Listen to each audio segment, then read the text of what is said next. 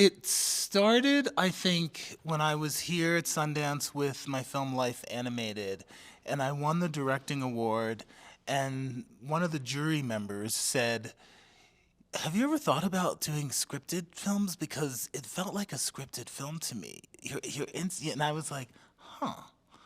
And that sort of something sparked something in my mind, and it took a lot of years. But when I first met Cassandro, which started as a documentary, a short documentary for the New Yorker series on Amazon, the first day I met him, I said, "You're my first scripted film." It just hit me. I was like, "This is it. Your story is so inspiring to me. It's my story. It's such a powerful story. You're my first scripted film." The first day I met him, I said that. That night we were in El Paso, where Cassandra lives, in a tequila bar, and drinking with my crew. And I said, "Hey guys, this is going to be my first scripted film." And then what do you immediately start doing? You start casting. They're like, "Well, who's going to play Cassandro?" And I was like, "It has to be Gael Garcia Bernal. Who else can play Cassandro?" Y Tu Mamá Tambien, Bad Education. I mean, one of the greatest actors of his generation, and a Mexican actor who understood the culture and the world. It was a no-brainer for me, but then I had to figure out how to get to Gael Garcia Bernal, so I stalked him for a year.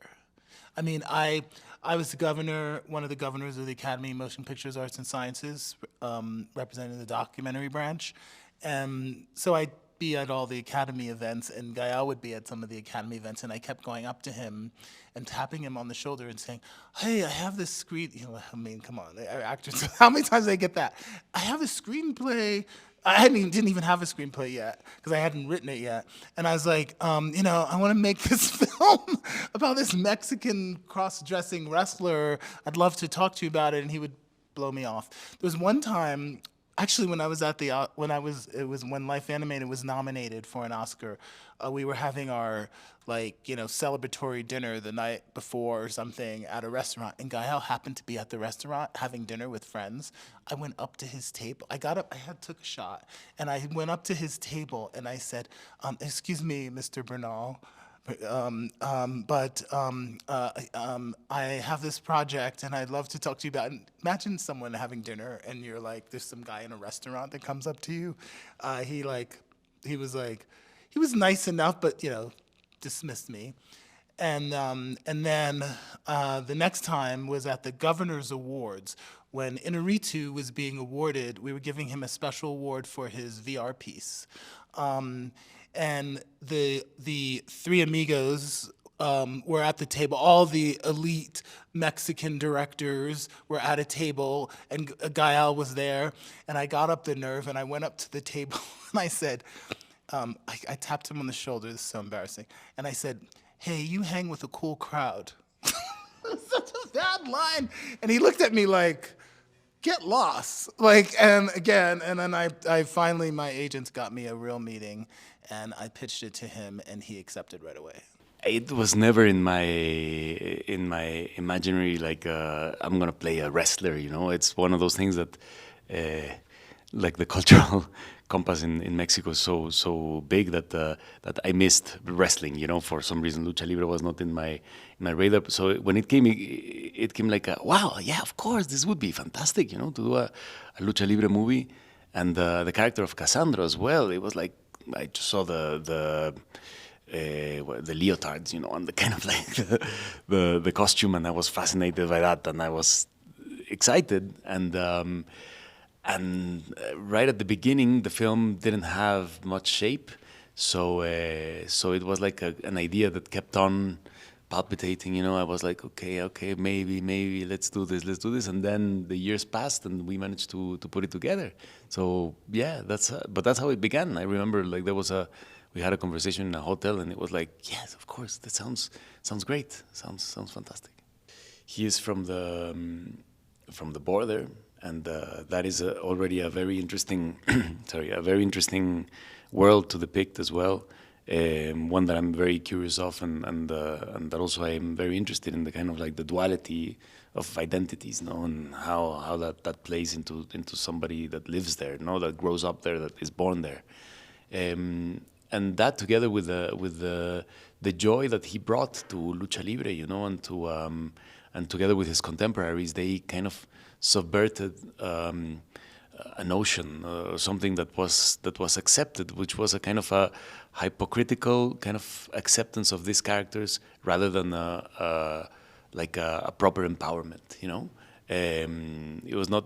It was being accepted, tolerated, but with Cassandro and all, you know, and all the rest of the Exoticos came a very interesting kind of empowerment of like they became the good guys, they became the fun guys, they became the guys that we all want them to win. Yeah, so first I had to do a lot of physical kind of build up, you know, and so that took a while. I think it was like 3 months that I was constantly training and eating everything as well because I had to build like muscle and just, you know, the body. The interesting thing about the wrestlers is that they don't have the perfect body. You know, it's like they're just very very strong and agile and very limber as well. And then I started to do the wrestling training for like 2 months prior to the shoot, and that was so heavy. That was so heavy, but it was fantastic to do it like that. I mean, we were trained by these fantastic teachers and wrestlers as well, called Chessman and El Tejano Junior, that work in the AAA, and they prepared us like they were preparing their students. You know, me and Roberta Colindres plays Sabrina. We both did the training, and I mean it was great. But every time we had to like find holistic ways to ease the pain, you know, and because it was really really complicated and hard. As it is in the movie, I mean, they say that he's the son of the legend, you know, the inheritor of the mask. You know, El Santo, his father, was a huge influential person in the I guess in the Spanish speaking world, you know, in the 20th century. I mean, he kind of made this sport, brought the sport to a kind of a more mythological place, you know, of fascination and of creating community as well.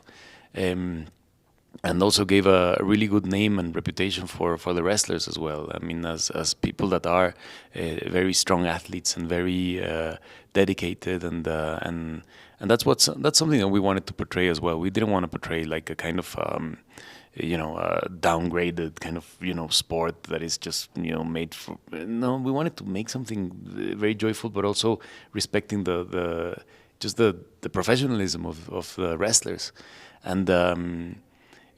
Because Cassandro also gained a lot of notoriety because he was a good wrestler as well. That was the other thing. He was not only the character; he was a very good wrestler, very respected, and very strong as well, very hard.